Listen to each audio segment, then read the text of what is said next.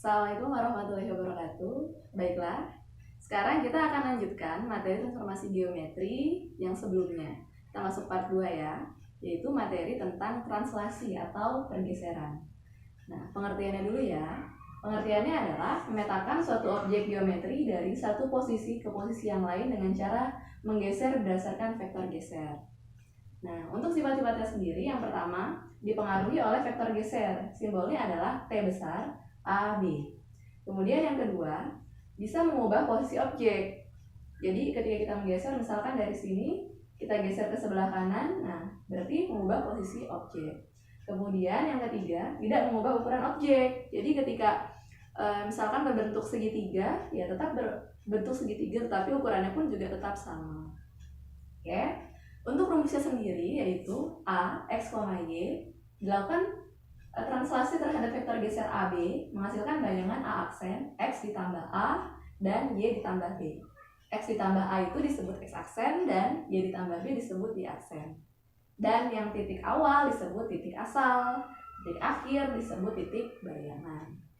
Contoh dalam kehidupan sehari-hari ada banyak sekali. Salah satunya di sini mendorong kursi. Jadi kita menggeser kursi, mendorong kursi itu pergeseran. Kemudian ketika mengendarai sepeda, kan mengendarai sepeda berarti kan berjalan. Nah, berarti menggeser sepeda itu berarti termasuk translasi juga. Kemudian memindahkan bidak catur. Kita memindahkan bidak catur ke depan, ke belakang, ke samping, itu juga kan menggeser. Sehingga termasuk translasi. Baiklah, sekarang kita akan masuk ke contoh. Yang pertama adalah contoh titik. Di sini titik A 3,-5 ditranslasi terhadap vektor geser T -2, 1. Tentukan bayangannya. Oke. Pada rumus yang sebelumnya kita tahu bahwa rumus untuk mencari A aksen yaitu X ditambah A dan juga Y ditambah B. Sehingga kita tuliskan di sini soalnya A 3,-5 ditranslasikan terhadap vektor geser -2, 1. Maka bayangannya A aksen X ditambah A, Y ditambah B. Sehingga kita tahu 3 itu adalah X, -5 itu Y, -2 itu A, 1 itu B. Sehingga A aksen dalam kurung X berapa? 3. Ditambah A berapa? -2. Y berapa? -5. Ditambah B berapa? 1. Oke. Sehingga A aksen 3 ditambah -2 yaitu 1, -5 ditambah 1 yaitu -4. Ya. Gimana? Sudah paham? Yang selanjutnya kita akan masuk ke contoh garis. Contoh garis yaitu garis 2x ditambah 3y dikurang 6 sama dengan 0 ditranslasi terhadap vektor geser T-3, 1. Tentukan bayangannya. Nah, di dalam rumus kita tahu bahwa X ditambah A itu sama dengan kita tuliskan X ditambah A sama dengan X aksen. Di dalam soal kita tahu bahwa -3 itu A, 1 itu B. Kita akan substitusikan X ditambah A-nya -3 sama dengan X aksen. Sehingga nilai X sendiri sama dengan X aksennya ditulis ulang, -3 pindah ruas ke kanan menjadi ditambah 3. Kemudian yang kedua, kita juga tahu bahwa Y ditambah B itu Y aksen. Kita tuliskan Y ditambah B sama dengan Y aksen. Kemudian Y ditambah B yaitu nilainya 1. Ditambah 1 sama dengan Y aksen. Sehingga nilai Y sama dengan Y aksen 1 pindah ke kanan kurang 1.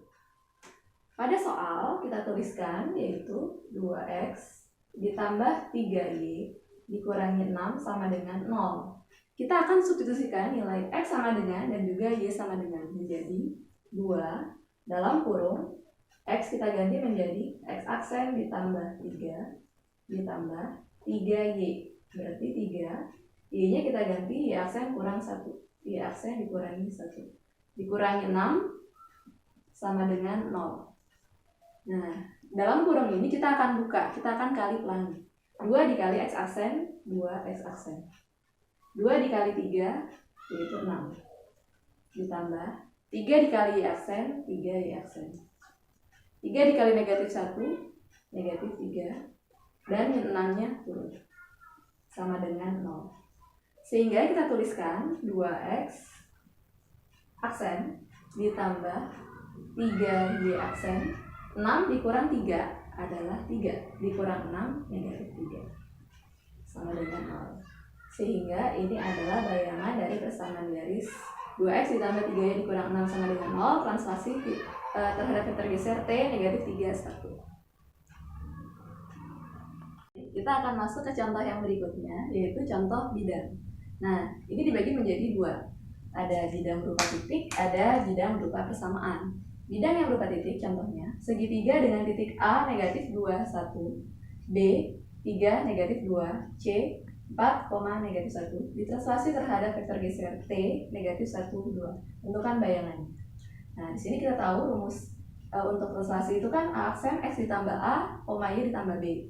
Sehingga untuk A negatif 21 kita langsung masukkan A aksen X, X-nya kan negatif 2 ya, ditambah A-nya berapa? Negatif 1,